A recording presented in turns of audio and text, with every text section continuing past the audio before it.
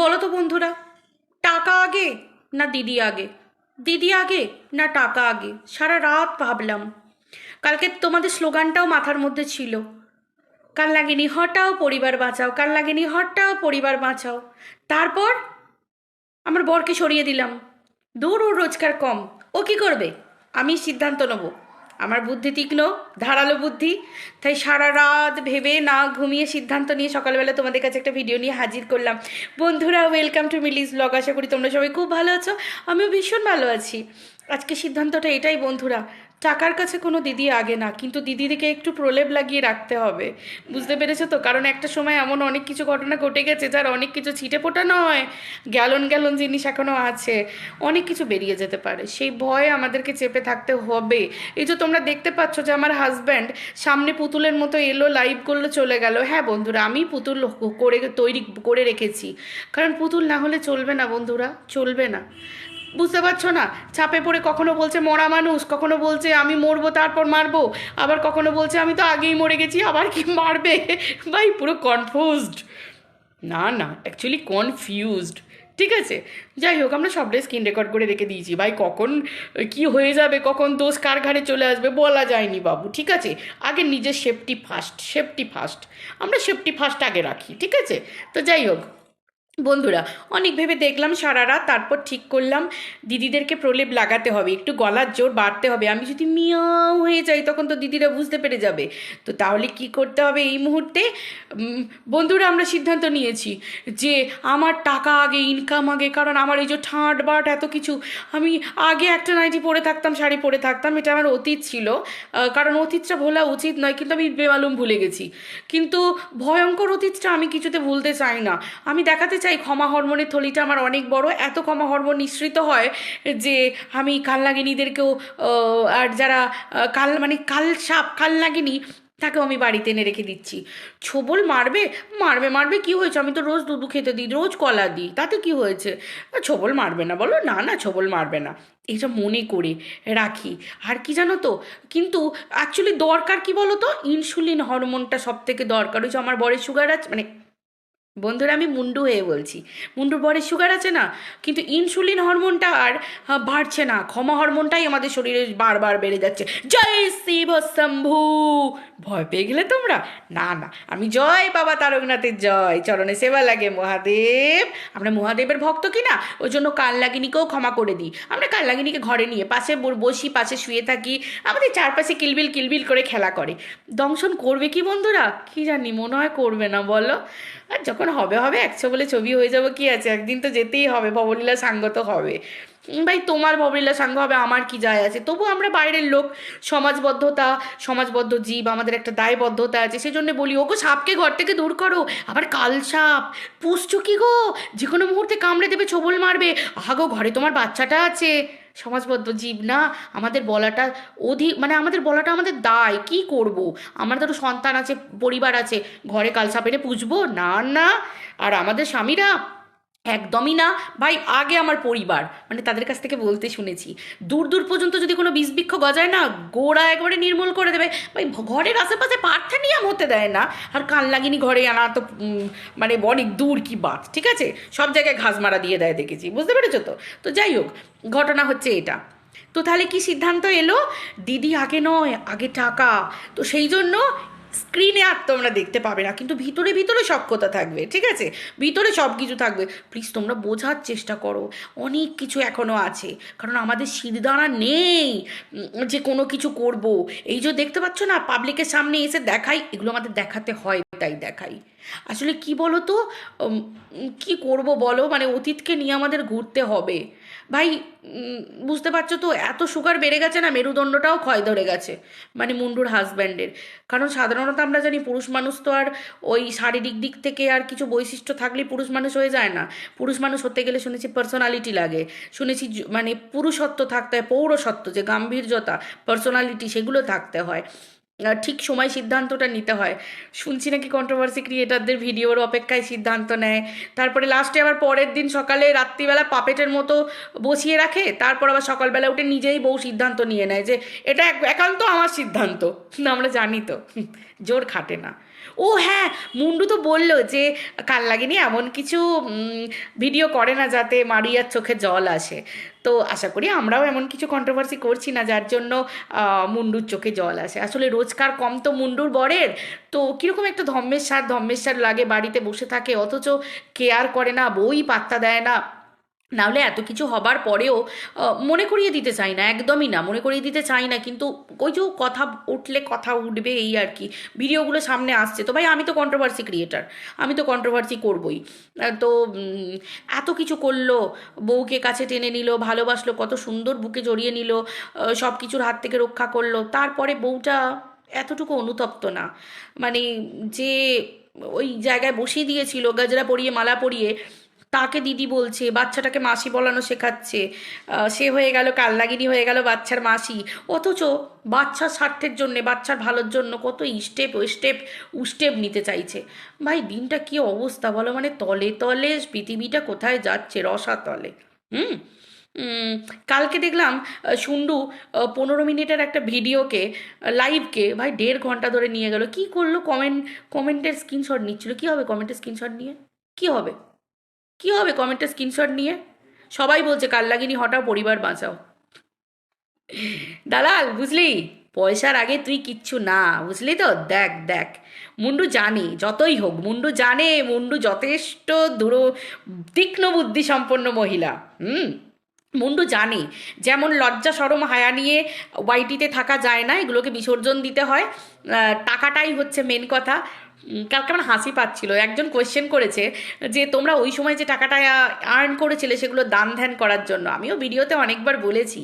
তো সেটাও দেখলাম সুন্ডু কালকে লাইভে তুললো, কিন্তু সুন্ডু বলতে পারলো না জোর গলায় যে হ্যাঁ ওই টাকাগুলো আমরা দান ধ্যান করে দেবো। আসলে কি বলতো, আর্নিং পয়েন্টটাই তো হচ্ছে ইউটিউব, আর সেটার জন্যই মুন্ডু আজকে ডিসিশন নিল যে দিদিদেরকে হাতে রাখার জন্য বলল ক্যামেরার পিছনে সম্পর্ক থাকবে, মানে একেবারে মিয়াও হয়ে যেতে পারছে না তো, এরকম করেছে, হঠাৎ করে যদি মিয়াও হয়ে যায় তাহলে তো মুশকিল ব্যাপার। তো ওই জন্য সুন্ডুকে বললো, হাট সুন্ডু, তুই কোনোদিনও আমার কাছে প্রায়োরিটি পাসনি, আজও পাবি না, সিদ্ধান্ত শুধু আমার, খেলা আমি খেলবো, খেলে এসেছি আমি, আজও খেলবো আমি। তো যাই হোক, মুন্ডু খেললো, খেলার মাঠ পুরো একাই বসে খেললো, আর কোনো কেউ নেই, নো আম্পায়ার, নো খেলোয়াড় অন্যান্য, নো প্রতিপক্ষ, কিছুই না, একাই বসে ছক্কা মেরে দিয়ে চলে গেল, বললো আমি জিতে গেছি। কি না, কে আমার কালনাগিনী দিদি ভাইকে তোমরা বলেছো গো আমি মেনে নেব না, জয় শিব শম্ভু, আমি মেনে নেব না, আমি এই বদনাম মেনে নেব না আমার দিদিদের, বলে কি বললো, আমি না একটা সিদ্ধান্ত নিয়েছি দিদিদেরকে আর ক্যামেরায় আনবো না। আমি হাসিটা না পুরো আমার দাদার হাসিটা পেয়ে গেছি, কিরকম ডাইনি ডাইনি লাগলো না? হাসিটা ডাইনি ডাইনি লাগলো, এই হাসিটা আমি হাসবো না, আমার দাদা হাসে, পুরুষ মানুষ, তাকে মানিয়ে যায়, আমি হাসলে ডাইনি লাগবে, কারণ কেন বলো তোর কান লাগেনি, ডাইনির হাসি তো আর উপরে হাসে না। আমি হাসবো না, থুড়ি থুড়ি, জয় বাবা মহাদেব। তো যাই হোক, ঘটনা হচ্ছে এটাই যে বলল যে দিদি আগে আনলে হবে না, আগে টাকা আনতে হবে, কারণ আম, এই যে এখন নাইটি একটুখানি পুরনো হয়ে গেলে আর সেই নাইটিটা পরতে পারি না, নতুন নাইটি আনলে মনটা ভীষণ ভালো লাগে, ভীষণ খুশি খুশি হয়ে যায়। নাইটি পাবো কোথায়, তখন তো আবার সেই ছেঁড়া নাইটিতে যেতে হবে, ছেঁড়া শাড়িতে চলে যেতে হবে। তো তাহলে কি দরকার, ভিউজ দরকার, ইনকামটা আগে, দিদিরা আগে না, ভিউজের স্বার্থে আজকে দিদিরা ক্যামেরার পিছনে চলে গেল। টাকা হচ্ছে এটাই, আর এটাই হচ্ছে বাস্তব, বুঝতে পেরেছো মুন্ডু, বুঝতে পেরেছো? কোথায় গেল অহংকার, কোথায় গেল দেমাগ, হ্যাঁ কোথায় গেল দেমাগ? পাবলিক চায় তোমার ভালো, পাবলিক তোমাদের ওই লোক দেখানো মেকি পিড়িতে না, বুঝতে পারছো তো, ডগিকে দিয়ে মুতিয়ে দেয়। আমরা সমাজবদ্ধ জীব তো, যেখানে সেখানে মুতি না, হিসি করি না, কেন, ওটা হিসি হচ্ছে বর্জ্য পদার্থ শরীরের, তো সেই বর্জ্য পদার্থটা ড্রেন দিয়ে বেরিয়ে যাওয়াটাই ভালো, সেফ জায়গায় গিয়ে পড়বে। তোমাদের মতো যেখানে সেখানে আমরা নোংরামি করে বেড়াই না, বুঝতে পেরেছো? তো সেই জন্য দেখলে তো, টাকার আগে কেউ না, দিদিরা চলে গেল ক্যামেরার পিছনে, কিন্তু টাকা আগে, ইনকাম আগে। কেন, পাবলিক যদি ভিউজ দেওয়া বন্ধ করে দেয়, ভিউজ এখন তলানিতে এসে ঠেকেছে, কন্ট্রোভার্সি দিতে হচ্ছে, ছুটতে হচ্ছে, বুঝতে পারা যাচ্ছে, পাবলিক সব বুঝছে। কাদেরকে চোখ রাঙাচ্ছ, কাকে চোখ রাঙাবে? ওয়াইটির কত এলো গেল, মিলিয়ন চ্যানেল, ভিউজ হচ্ছে 1.2K 3K, সংসার চলবে মুন্ডু, চলবে? সেটা মুন্ডু ভালোই বোঝে, একটা বিজনেস, সেটাও কিসের উপর নির্ভর করে, ওয়াইটির উপর নির্ভর করে, চলবে মুন্ডু? চলবে না, মুন্ডু জানে। খেতে হবে তো, পড়তে হবে তো, চলতে হবে তো, ঠাঁট বাট সব কিছু। সব থেকে বড় কথা, ছোট্ট বাচ্চাটা আছে, তাকে মানুষ করতে হবে। প্রত্যেকটা মানুষের বক্তব্য এটাই, ঠিক আছে, যে কালনাগিনীকে হটাও, নিজের পরিবারটাকে বাঁচাও। এখানে কারোর কোনো হিংসা নেই, কারোর হিংসা নেই। আমরা না হয় কন্ট্রোভার্সি ক্রিয়েটার, ভিউয়ারগুলো ওরা ইনকাম করে, করে না, ওদের কোনো হিংসা আছে? হিংসা নেই। দুটো ভালো কথা লিখে গেলে তাদেরও কিছু যায় আসে না, তোমারও যেমন কিছু যায় আসে না বলছো, তাদেরও যায় আসে না। তুমি ভাঁড় মে যাও, তাদের কি যায় আসে? তোমার যাও ক্ষতি হয়ে যাক, তাদের কি যায় আসে? ওই বলবে, আহা দুদিন চ্যানেলটা ভালো লাগতো গো, মেয়েটাকে ভালোবাসতাম, যা এটা হয়ে গেল, এটুকু হয়ে গেল, তোমাকে ভুলে যাবে। তোমার ভালো তুমি যদি না বুঝতে পারো, পাবলিক কি করবে? কিচ্ছু করবে না। আজকে এই যে সিদ্ধান্তটা নিলে, চাপে পড়ে বাপ বলতে হলো তো, কারণ জানো যে ইনকামের জায়গাটা চলে গেলে তুমি খেতেও পাবে না, পড়তেও পারবে না, কিচ্ছু করতে পারবে না। কারণ একবার বড় লোক লাইফস্টাইলে ঢুকে গেলে ওই পুরনো ওই নুন ভাত, আলু সিদ্ধ ভাত, ওই কষ্টকর অতীতে ফিরে যাওয়াটা খুব খুব কষ্টকর। মানে বলছি, মুখে বলা সহজ যে নুন ভাতে চলে যাব, কিন্তু সহজ নয়, এত সহজ নয়, মুখে যেটা বলা সহজ। তো তাহলে দালাল, দেখছিস, দিদি আগে না টাকা আগে, টাকা আগে, টাকা টাকা টাকা আগে, দেখলি তো? এটাই হচ্ছে আসল ব্যাপার। না, ঘটনা এটা নয়, ঘটনা হচ্ছে এটা যে অবশ্যই বাচ্চাটার ভবিষ্যতের জন্য নিজেদেরকেও ভালো করে থাকতে হবে, খেতে হবে, বেঁচে থাকতে হবে, সুন্দর শরীরের প্রতি খেয়াল রাখতে হবে।